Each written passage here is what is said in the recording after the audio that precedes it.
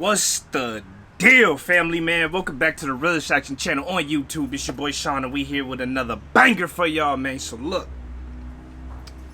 we got Making the Case, man. It's the third one. It's the third one out of 8, dog. We got Making the Case, Tim Duncan on today's list, man. Look, man, the reason I had to do Tim Duncan next was I didn't even want to do him. I really was going to do Kareem, Wilt, or Magic. No, LeBron or something, whatever. Anyways, I was like, you know what? I got to do Tim Duncan. The only reason being, I did Larry, right? Then I did Jordan. The you know what I'm saying? The undisputed general population GOAT. That's the GOAT for Gen Pop. You know what I mean? Now, we got Tim Duncan, who I think is the most underrated, understated, maybe not underappreciated, but you know what I'm saying? Like, he don't get put in that GOAT conversation nearly enough, when in reality, I think he's the greatest power forward of all time. That's my personal opinion. There's gonna be comments that go against that. I think Tim Duncan is, maybe not by far, but he pretty much kind of by far is the greatest power forward of all time. But he don't get none of the credit for that, but he is. And the reason I don't say he's underappreciated, because everybody appreciates Timmy, man. When I was in middle school, elementary school, even in high school, when we used to hit bank shots, we didn't call bank, we called Tim Duncan. Or we'd be like Timmy, or Duncan, or Tim Duncan. And we wouldn't call bank, we called Tim Duncan, bro. Fundamentals, dog. So yeah, we gonna get into this, man. Make sure you got your drinks, make sure you got your snacks, whatever. I got my water, my Monster. We doing good today. I'm gonna try not to pause too much for y'all so y'all can rock. And let's get to this video, man.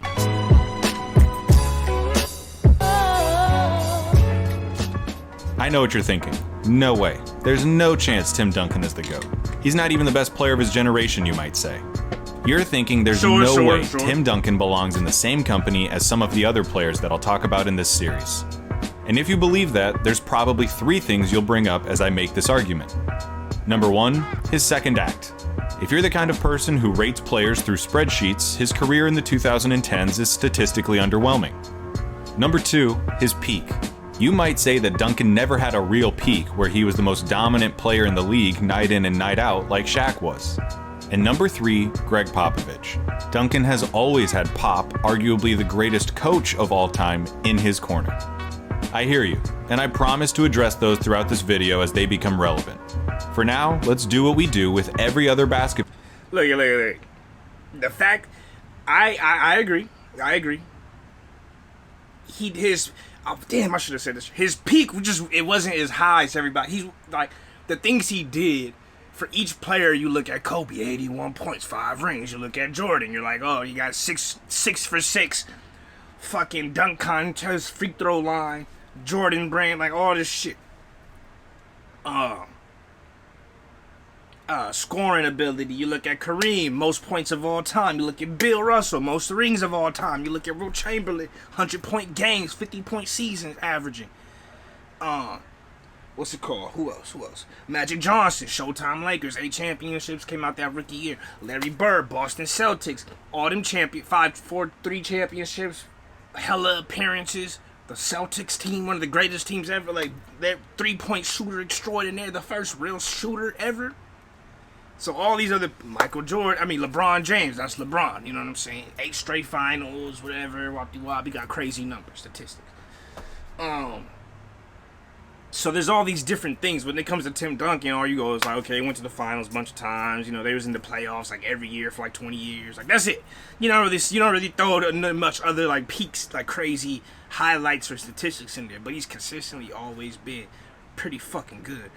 And one of the most consistent players of all time, and I still think the greatest power forward. Okay, I'm gonna shut up. Basketball player when we talk about them historically and look at Duncan's numbers. Here are the notable accolades from his NBA career. His 5 championships are more than Larry Bird or Wilt Chamberlain. His 15 all-defensive selections are the most of anybody ever. His 15 All-Star appearances are tied for 3rd all-time. He has as many regular season MVPs as Kobe and Shaq combined, and only Michael Jordan has more Finals MVPs. Don't forget about his college accomplishments, though, because only Michael Jordan got more finals. Remember, Duncan came out of Wake Forest after 4 years, despite people like Jerry West, who said he could have been the #1 overall pick had he left after his sophomore year. Hops. Instead, by the end of his collegiate career, he was a 3-time Defensive Player of the Year, 2-time ACC Player of the Year, 2-time Consensus All-American, and was the National Player of the Year his senior season. And by the time he heard his name called on draft night, he was college basketball's all-time leader in rebounds. Wow, I didn't know that. This snapshot of his basketball career should be enough to have him at the table of the GOAT conversation. You're not totally sold, though. Literally.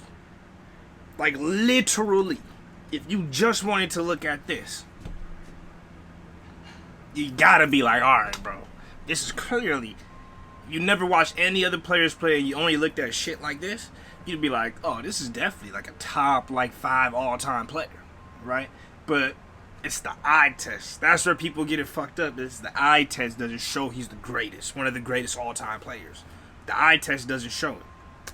But we need more numbers. To look at his career further, we should examine his place on some of the all-time leaderboards. Here's where he ranks all-time in some of the major statistical categories. There's some impressive stuff here, but for the most part, it doesn't really jump off the page at you. His career totals are substantially less impressive than other players at his position, like Kevin Garnett, Karl Malone, or Dirk Nowitzki. And that's because you can't judge Tim Duncan's numbers like you can with most players. Imagine, in 15 years, if somebody said to you that Russell Westbrook was better than Steph Curry, citing how many points, assists, and rebounds Westbrook had. You'd laugh, right? Because you know that numbers don't always tell the full story. Exactly. Yeah, Steph Curry has impressive numbers, but Westbrook's are unbelievable. Exactly. It would be impossible and irresponsible of me to talk about these players without mentioning the data that exists with them. But by text and the story in which those numbers were achieved. That context is what makes those numbers meaningful, and it's what makes basketball worth following.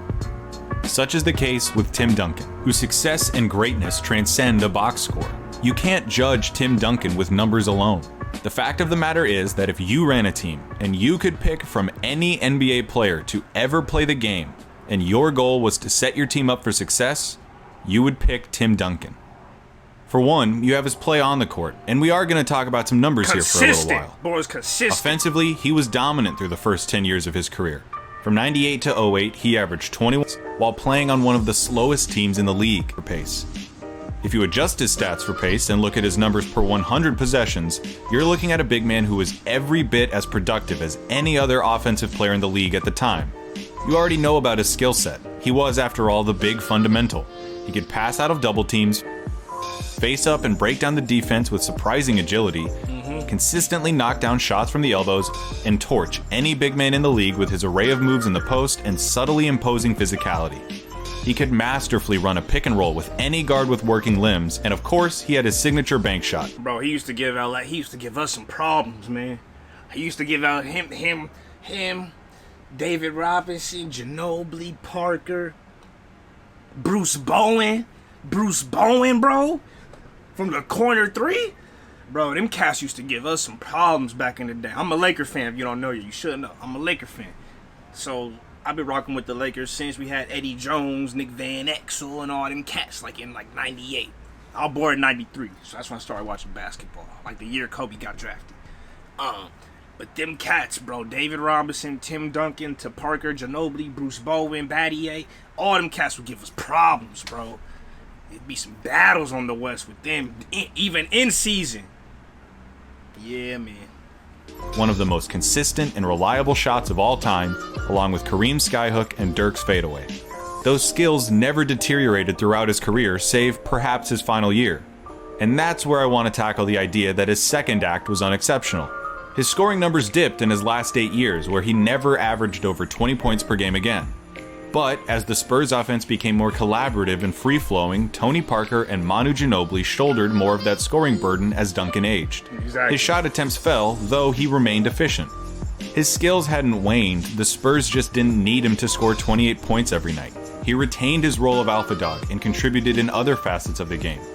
He could pick his spots, put his teammates in position to succeed. Duncan was never a prolific scorer, even in his prime. His game was never predicated on gaudy point totals like Malone or Dirk.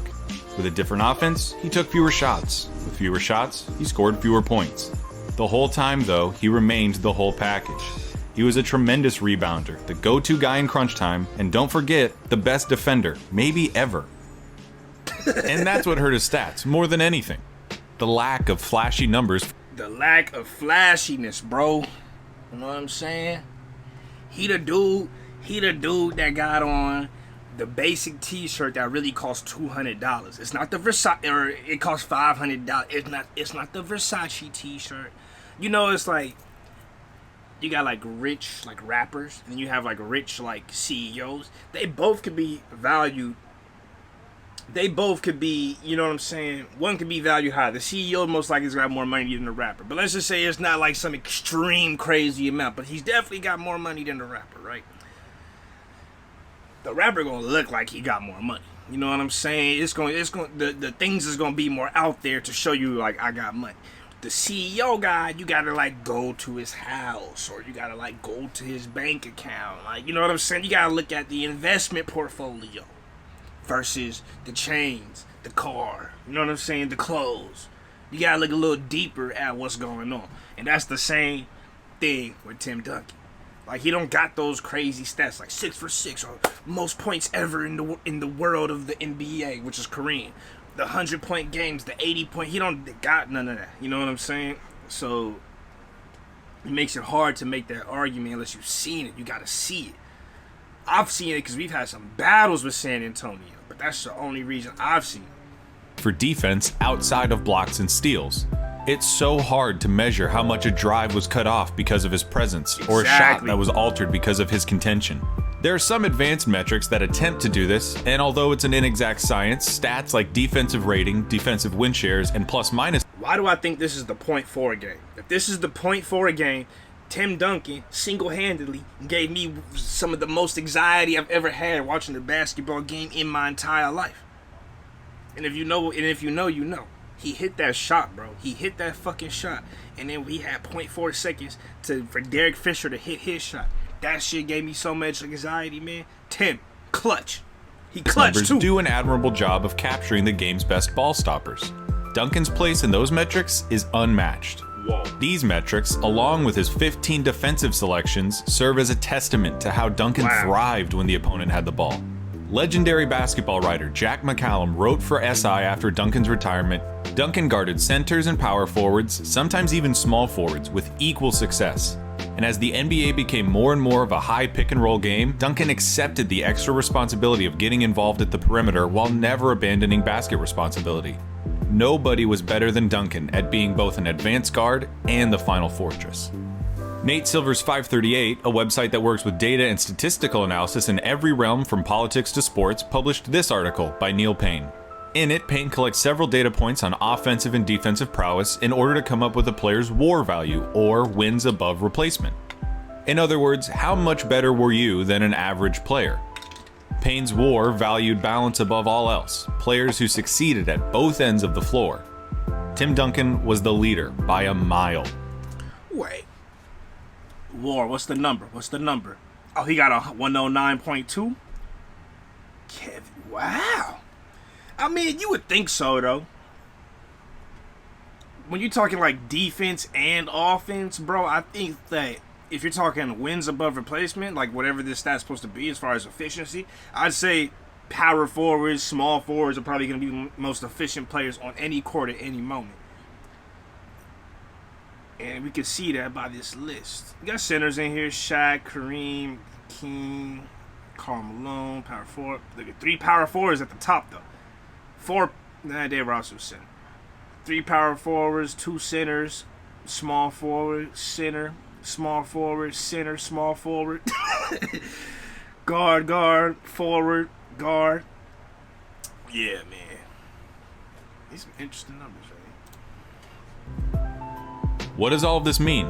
It means that Tim Duncan was the greatest defenders of all time. In short, his value as a two-way player is virtually unmatched in the last 50 years of NBA basketball. Alright, so enough with the numbers for right now. I want to talk about Tim Duncan when it mattered the most, the playoffs. And I want to use this time to dispute the idea that he doesn't belong in this conversation because he never had a transcendent peak. You can look at any numbers, read any article, talk to any fan who paid attention to the game at the time, and you'll come to the same conclusion. Tim Duncan was a killer in the playoffs. Nearly all of his most memorable performances came in the postseason. That was the shot. That was the shot. Killer in the playoffs. Bro. Nearly all of his most memorable performances. This shot had me. I had high blood pressure, high cholesterol. I had stress, anxiety, depression. Nigga was bipolar. All that shit. I went through every emotion possible when this shot happened, bro. When this shot happened, I went through every possible emotion possible in the world possible. We was trying to get, I think, our 3rd championship, the Lakers were. Bro, he hit this goddamn shot. There was .4 to go. It was insane. I had every emotion. And I don't even know, I must have been like 10. I must have been like 8, 9, 10, bro. Woo! I'll never forget this. Performances came in the Man, I was like, Tim ain't getting that. But it's Tim. The postseason, and more often than not, came in crucial games when his team needed him most. From his near quadruple-double in 2003 to close out the Nets and earn his 2nd championship, to his 25-point first half against the Heat in Game 6 of the 2013 Finals 10 years later, there was never a moment too big for Duncan. Here are some of his playoff rankings, significantly higher in almost every category than he is in the regular season. Oh my God. His 99 championship run was phenomenal, where he tore through a young Kevin Garnett, the newly assembled Kobe Shaq Lakers, Rasheed Wallace's Trailblazers, and the Patrick Ewing-less Knicks on his way to being named the 2nd youngest Finals MVP ever. His 2002 campaign was incredibly underrated, as he carried one of the worst teams of his career to 60 wins and outplayed Shaq before being beaten by the 2-time champs. His 2003 season was his best season, and we'll talk more about it in a second. Just know that his running mate, David Robinson, averaged 8.5 points and 8 rebounds in the regular season, and that Duncan's win shares in that playoff run remain the most of anybody in a single postseason. In the mid to late 2000s, Duncan's Spurs remained a fixture in the playoffs, against competition like Dirk's Mavs, Nash's Suns, and Kobe's Lakers. He repaid them with 2 more titles in 05 and 07. He also gave us one of the clutch shots of his career in Game 1 against the Suns in 2008 with this. Over him. O'Neal with the help. You think he not gonna hit it, but it's Duncan, bro. I'm telling you. You think it won't happen? It will. It will. Like I said earlier, in Game 6 of the 2013 Finals, at age 36, playing against Wade, Bosh, and Apex LeBron on the road, Duncan put up 25 points in the first half. Thanks, shot. It would have gone down as an all-time series-clinching performance had it not been for... Catches, puts up a 3. Won't go. Rebound. Ray Allen. Back out to Allen. His 3-pointer. Bang! Tie game with 5 seconds remaining. Looking for revenge in the 2014 Finals, Duncan set the tone in Game 1 with a classic 21-10 game, while shooting 9 of 10 from the field. As his final playoff hurrah in 2015, trying to defend the title at the ripe age of 38 in Game 7 of a first-round series against the Clippers, Duncan reached all the way back and put up 27 and 11, sinking crucial free throws to tie it before Chris Paul delivered this.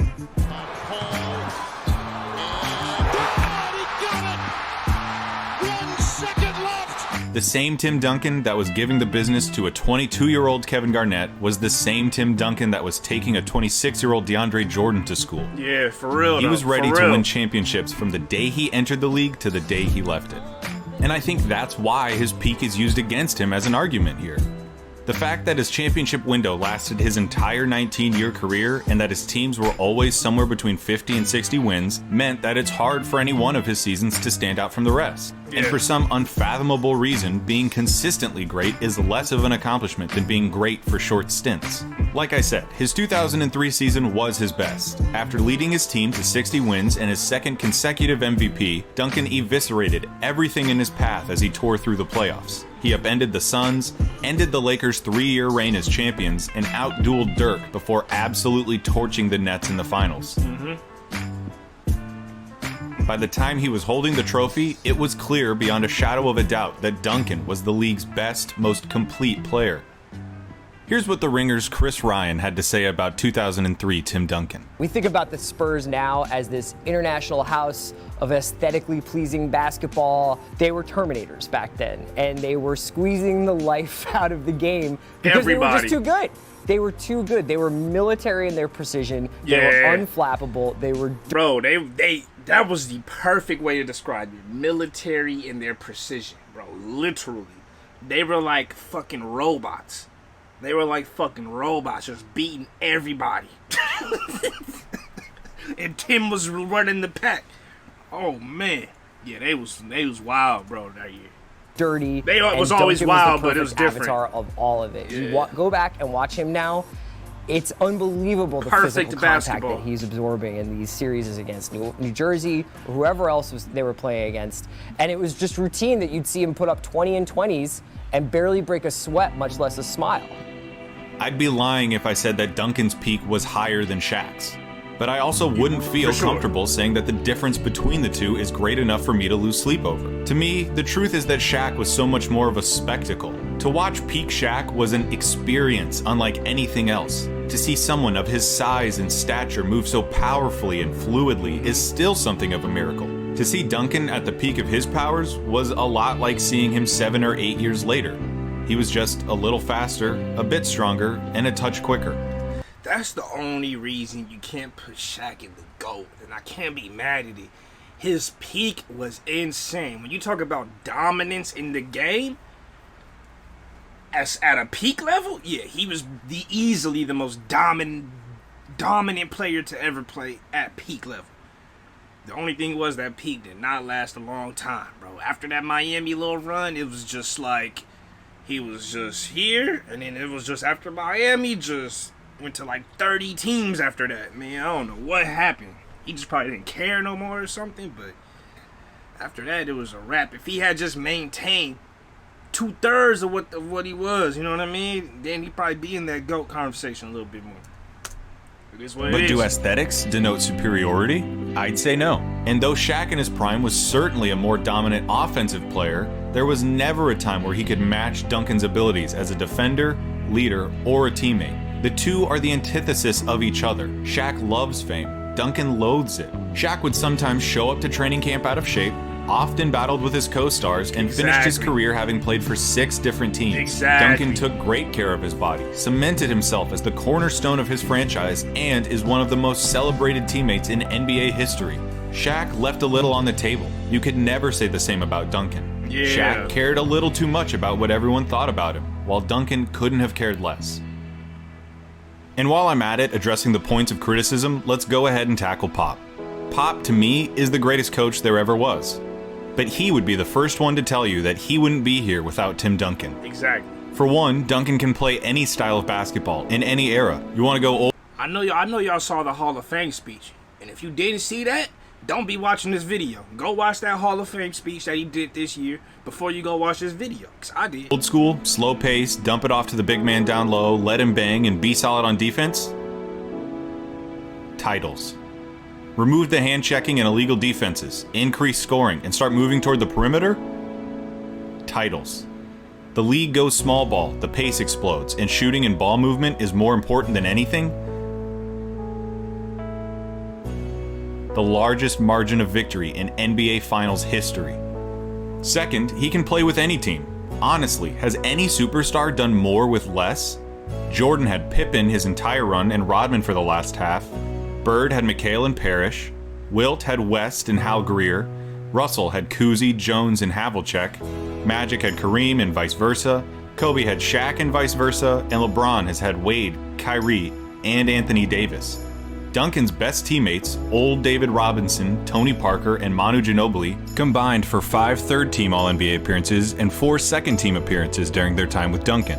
Parker and Ginobili are long shots for the Hall of Fame, and even though Robinson's in it, you wouldn't say that he was playing at a Hall of Fame level alongside Duncan. Third and most importantly, Duncan forged the culture of the Spurs. Pop was essential in acquiring players and reinforcing the culture that Tim wanted, but Duncan was truly the most vital component. The NBA is a star-driven league, and finding a great player who hasn't gotten a coach fired is like finding a good Star Wars movie. They're few and far between. Not only did Duncan not get Pop fired, he let Pop coach him harder than any superstar ever. If Tim had ever thought to himself, you know what, I don't feel like getting my chops roasted in front of the whole team today because I didn't box out right in practice, he could have gone right to R.C. Buford and Pop would have been gone. End of story. But Tim understood what Pop was about and trusted him enough to be mentored in an unprecedented way. He set the example for his teammates that no one is immune to criticism. Tim Duncan and Greg Popovich to the NBA. To me, this is just to me, dog. This is just to me. Hear me out, though. To the NBA. Let me make sure my camera's not. I feel like it's about to die. Greg Popovich and Tim Duncan are to the NBA are what Tom Brady and Bill Belichick were to the NFL. You know what I'm saying? Long run, always winning. Spurs, long run. They went to the playoffs every year for like 20 years straight. It was like unheard of. Since Greg Pop from like 98 or whatever, they won that championship, 98 until 2018. It was like 20-year run. It was like some crazy stat like that fucked me up. But anyways, greatest coach, Bill Belichick, you know what I'm saying? He's up there. Tim Duncan, greatest player. Tom Brady, not flashy, just handles business. The players on the team, you don't even know about who's on the team. But when the team plays, you're going to know who these players are. That's what you see. If you feel me on the analogy, tell me you feel me in the comments, man. All right, man, my bad. My camera automatically shuts off after 30 minutes of recording. But I don't think I missed too much, maybe like 20, 30 seconds. But let's continue and finish this out. Rewards. Ever. He wanted his teams to succeed and he wanted to win. That's it. Just listen to the way his teammates talk about him. I don't think there's a more beloved teammate than Tim Duncan. In the words of NBA Commissioner Adam Silver, his understated selflessness made him the ultimate teammate. He was always the big brother, correcting them when they made mistakes and throwing his arm around their shoulders when things didn't go their way. He led in the most effective way possible, not with subtweeting, bombastic words, or showy halftime speeches, but by example. Of all the end-of-career farewell wishes, this is the one that stuck out to me the most. From his former teammate, Brent Bones Berry. He quoted Mark Twain, saying, "To be good is noble, but to show others how to be good is nobler and no trouble. For your brilliance, TD, I am grateful. For your skills as a player, I am in awe. Brent Berry, and for your friendship, legend. I am honored." Milwaukee Bucks coach and former Spurs assistant Mike Budenholzer said to ESPN's Kevin Arnovitz, "The magnitude of that, the number of people in this league who have enjoyed opportunity or found fortunate spots in the league, you can trace it all back to this one guy, to the way Timmy played ball and the way he conducted himself. The culture is Timmy." The NBA is a league of superstars and dynasties. From Russell to Jordan, from Chamberlain to LeBron. We remember its history through its champions. And in the history of North American sports, no one has been as good for as long as the Spurs. San Antonio's success is completely unprecedented in the world of basketball. Aside from his lockout-shortened sophomore season, Duncan won 50 or more games and qualified for the playoffs in every season of his career. He finished his career with a win percentage Won 50 or more games and got the playoffs every season of his career. of 71%, the highest of anyone, in any sport, ever. The 71%, the highest of anyone, in any sport, ever. Alright, look, I need somebody to go fact check that because the last, no, not this one, the Larry Bird video, he said Larry Bird and Magic Johnson had the highest winning percentages ever in the NBA. So how can Tim Duncan have the highest winning percentage of every athlete of every sport ever in? Somebody got to fact check that. The Spurs' run of success started in 1997, the year they drafted Tim Duncan. Since then, he has been the cornerstone, the engine of the franchise that has perpetually defined what winning culture looks like in and outside of basketball. And so I say again, if you ran a team and you could pick any NBA player from any era of basketball and your goal was to win, you would pick Tim Duncan. His abilities as a basketball player are what made him a superstar. But his consistency, willingness to be coached, love and support of his teammates, and humility are the things that make him transcendent. I'll let Pop have the last word. Here he is after Tim Duncan announced his retirement. You know, everybody always talks about who they like to eat dinner with. You know, if you had one night, you could go I don't think I've ever seen this. I'm not going to lie. I don't think I've ever seen to this. dinner, go to lunch with so-and-so. Who would you like to do it with? And people say, you know, Mother Teresa and Jesus and the Dalai Lama. And, okay, I get it. And I can honestly tell you,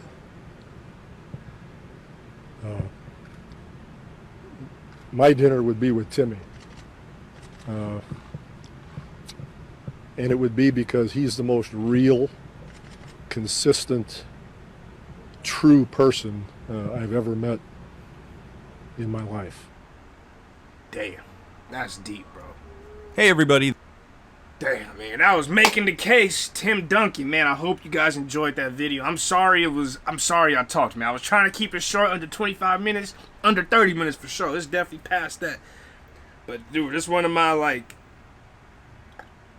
when it comes to Michael Jordan, everybody gonna talk about him. Everybody gonna talk about Kobe, Shaq, like, everybody gonna talk about these people. But nobody wanna talk about Tim Duncan, bro. And I don't respect that. I fuck with Tim Duncan. I really like Tim Duncan. Fundamentals, keeps it real, humble, all that shit. Authentic as a player, as a person. So, I'm gonna talk my shit about Tim Duncan. If nobody else gonna do it for him, I'm gonna do it. If Pop ain't gonna do it for him, I'm gonna do it. Anyways, man, I hope you guys enjoyed that video, man. Shouts out to Timmy, dog. For real, for real. Remember to keep it real. Real is rare. Real always reaches everyone. I love y'all. Peace.